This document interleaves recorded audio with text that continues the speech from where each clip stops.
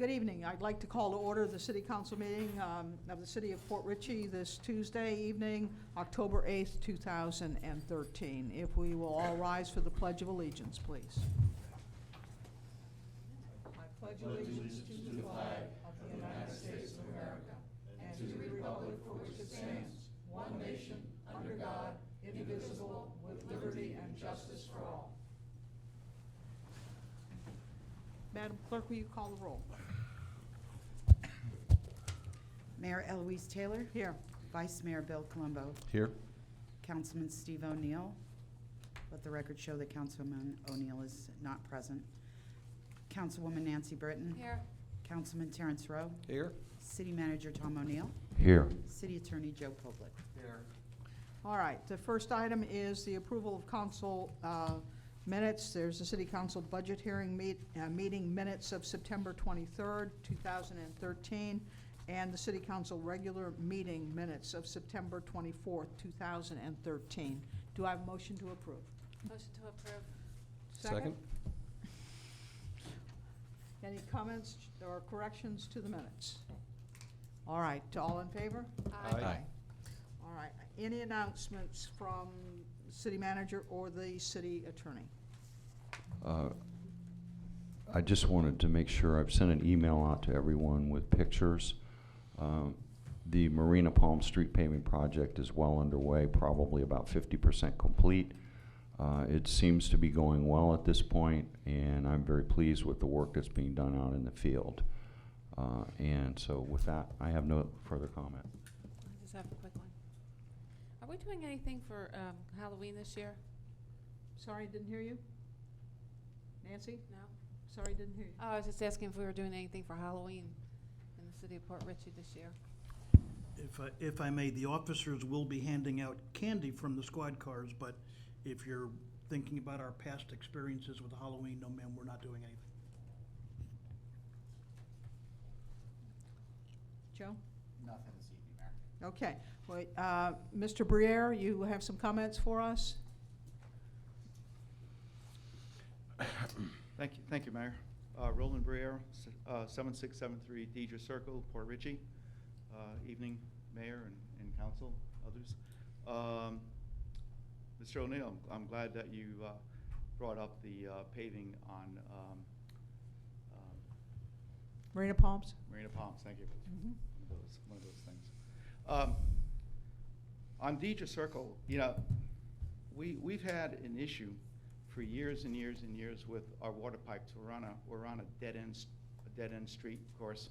So as you know, everything that's at the dead end of something, whether it's a canal or a pipe, you know, everything goes up. There's no through flushing, and we've had numerous residents call over the years about the water quality, and it seems that nothing's being done.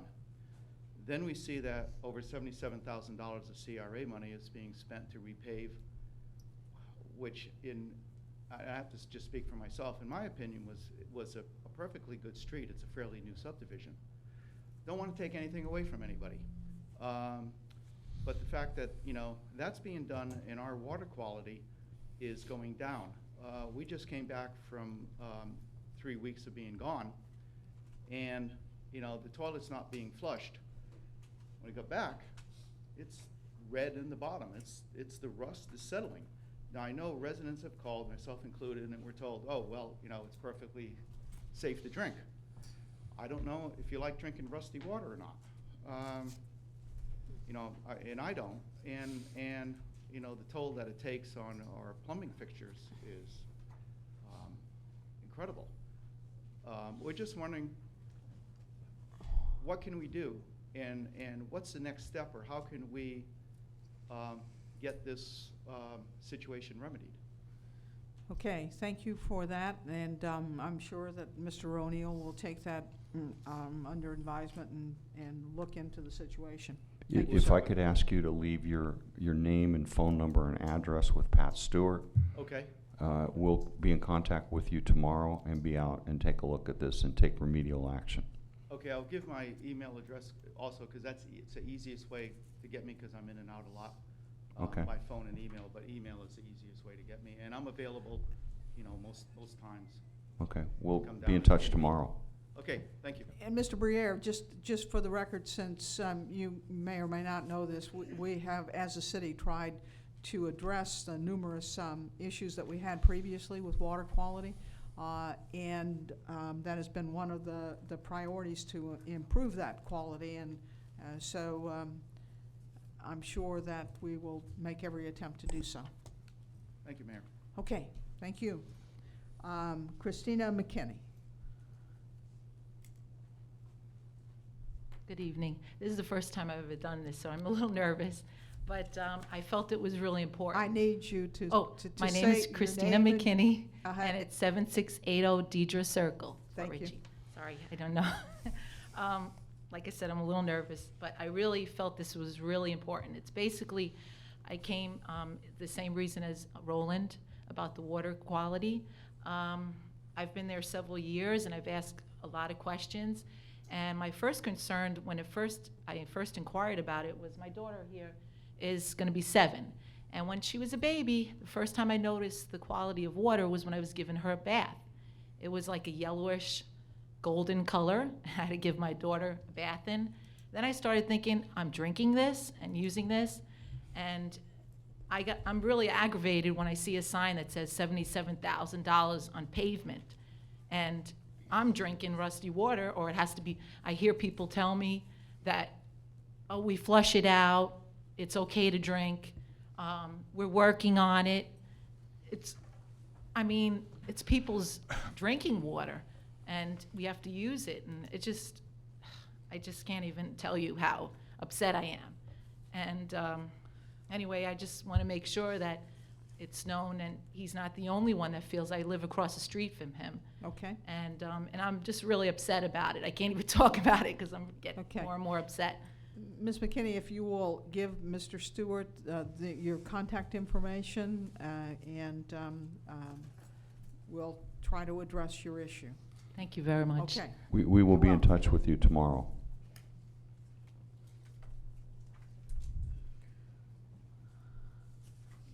All right, any comments from council?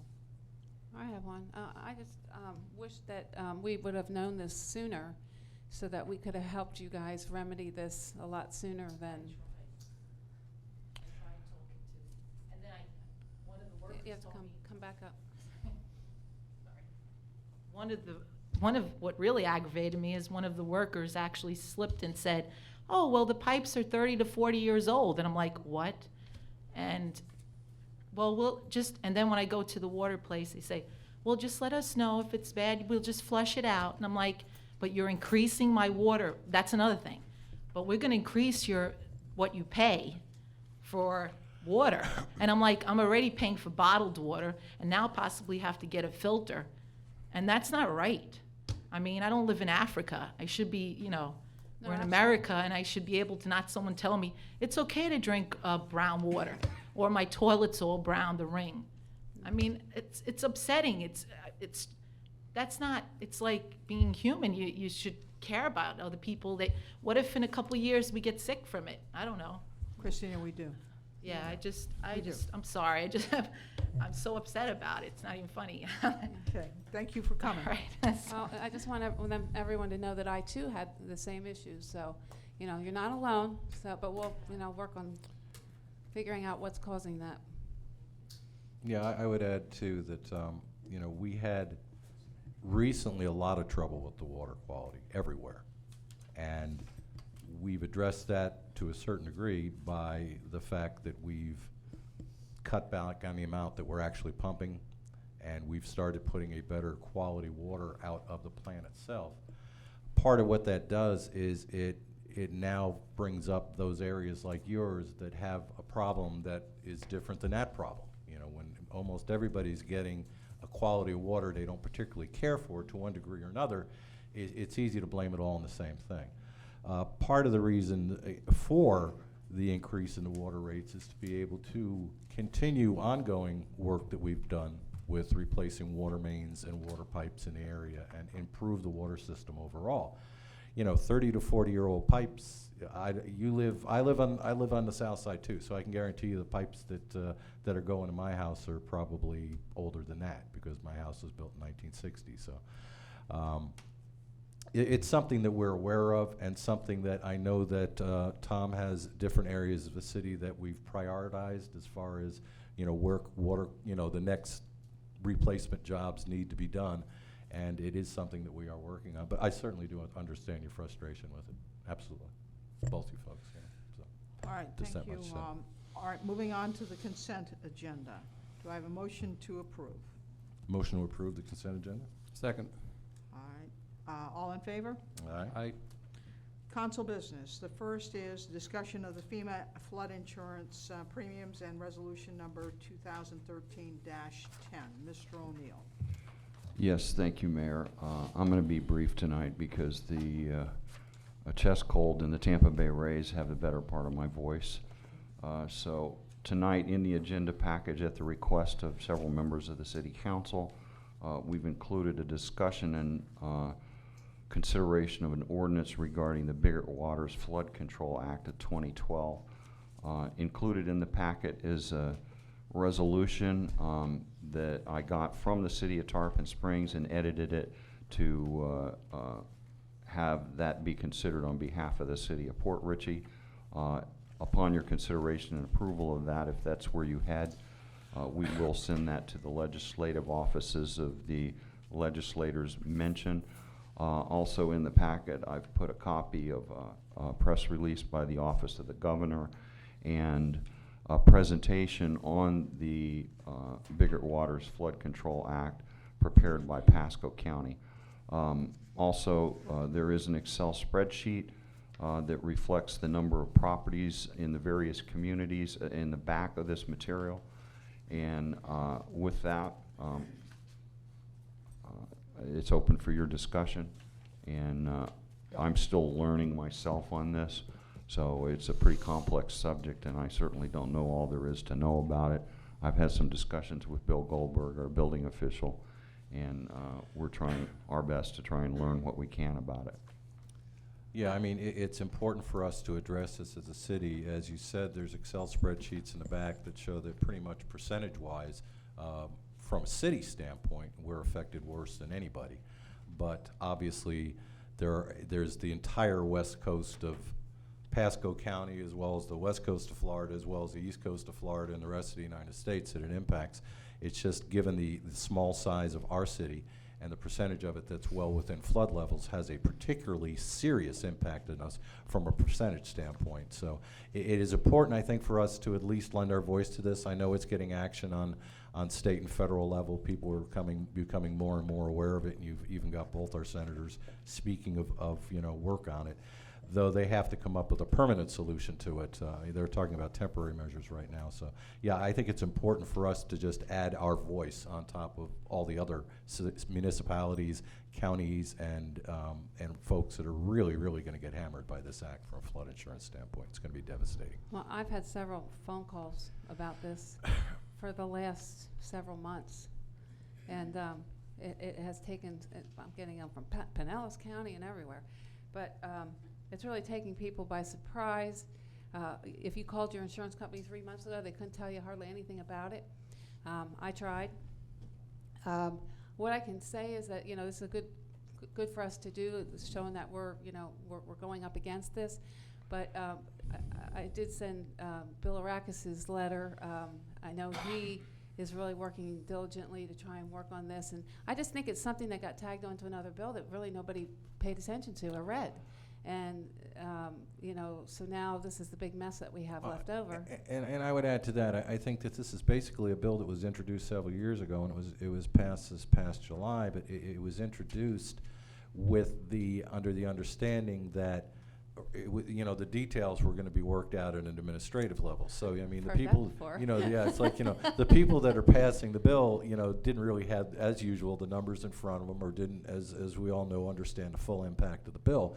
But the way it's been the way it's finally come out to where you've got people who are now have been paying $1,000 flood insurance bills, or all of a sudden are going to be looking at potentially $20,000 a year flood insurance bills, Yeah. has the potential of just depressing the real estate. I'm sure right now, waterfront real estate on, pre-firm, is that what they call it, pre-firm buildings, is just a dead halt. Nobody's Well, buying I it. So can, I can tell you, I did take the liberty of talking to property appraiser Wells, and about a week and a half ago, just ask him his take on it, and what would happen to property values. He said he'd sit back and wait about 2 years, and if he noticed that the properties were going to, if there would be a difference, there may be some adjustments made. Yeah, I mean, that's, So, that's kind of a. which in turn gives us a less ad valorem, and so Oh, it's absolutely, yeah. it's definitely, it's a concern, like Mr. Rowe and myself, both have the same type of properties.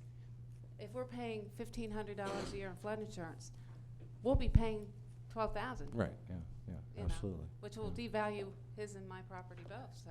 Yeah. And most of us are affected on this I am, council. I'm just yeah. same as you are. And so many, and that's my point about our city as a government entity, as a municipality, certainly within Pasco County, and I'd say within an awful lot of other cities around us.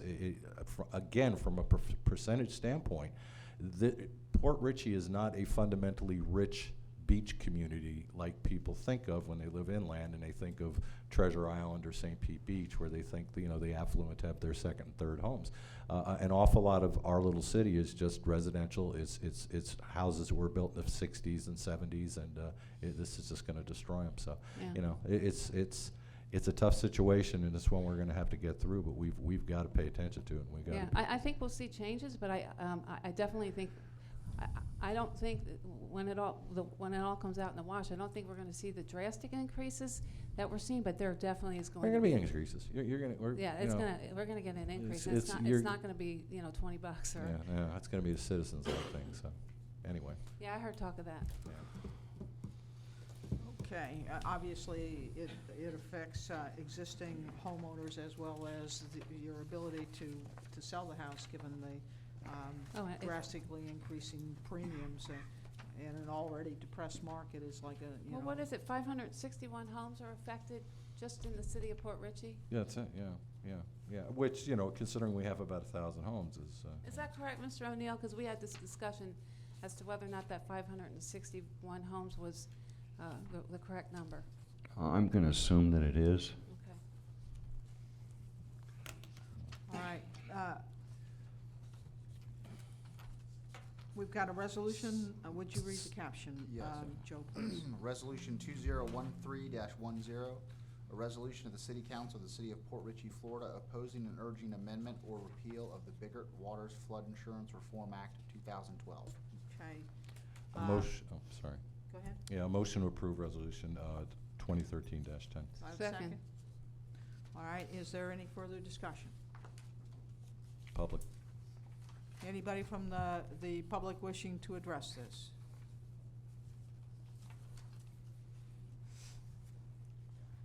Carl Roth, 8031 Island Drive, Port Richey.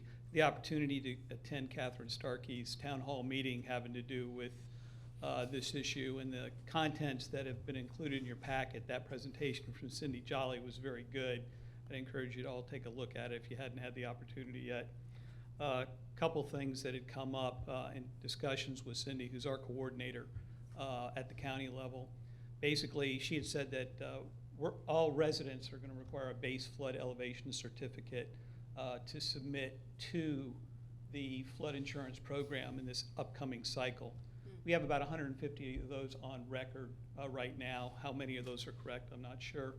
But one of the things that would like to encourage the council to consider is the potential of maybe coordinating with some of the survey companies in the area to perhaps do an elevation-only survey for residents that need to have these certificates. So maybe neighborhood by neighborhood, folks could sign up and basically be allotted to survey companies that were interested. They could go in there. Their costs would be lower, could probably get a lower cost for residents, because that'll be a requirement for at least these 560, if not more. Yeah. So just something to consider there. Something else, had an opportunity to look at the local mitigation strategy that we have on file for the city. There were two components that were referenced that we contributed to, and this all contributes to the community rating system, which is a discount that the county gets for flood insurance in doing these types of things at the federal level. We're currently at a Class 6 and we're almost at a Class 5. There were 2 items in there that the City of Port Richey had obligation to provide. One of those is a measuring staff at Brasher Park, and another one had to do with some buoys offshore that tied into a public address alarm system of some flavor. And this, I had an update that was on record for June of 2012 that went to council advising you of this. Unfortunately, those 2 items having to do with that alarm system are not funded. They were through University of South Florida. They were not funded, so they're not active. So in June of 2012, we said we had contributed to this. I'm not sure where the funding was supposed to come from. I imagine it was from the City of Port Richey, but they haven't been funded, so they're currently offline. So we don't have a warning system. We don't have a title staff that is immediately accessible to the city. And also, it contributes against the community rating system. So we've actually lowered our ability, because what Cindy Jolly told me last week is we're trying to go to the next level up, and we're backsliding, at least on the City of Port Richey's part. So I would encourage us to think about that, what we have to do. If there are things that we haven't done, that we should get on board, maybe we want to do that. Thank you. All right, anyone else? All right, we have a motion and a second. All in favor? Aye. It passes. The second item is consideration of the S.N.A.P grant agreement. Mr. O'Neill. Yes, if I could, I would defer to the chief on this. Thank you, sir. Yes, this is as your packet says, this is a yearly ongoing agreement between the sheriff's office and the 4 municipalities in Pasco County. Again, this has been in existence now for quite a few years. This allows us joint investigations in each other's jurisdictions if needed. And then any seizures, any rewards from those cases that are made in a joint effort are then divided among the agencies that are involved. I'd prefer not to go too much deeper into it. Council is aware of this. Again, this is a yearly ongoing agreement, and I highly recommend that you continue it by your signature, please. Okay. Any questions or comments? No, as Chief said, this is an ongoing, Yeah. agreement, and it's a good one for everyone involved, as far as I'm concerned. All right. Do I have a motion to approve? Motion to approve. Second. All right, all in favor? Aye. All right, that should finish the agenda, and I will entertain a motion to adjourn. Motion to Motion. adjourn? A Second. All in favor? Aye. Aye.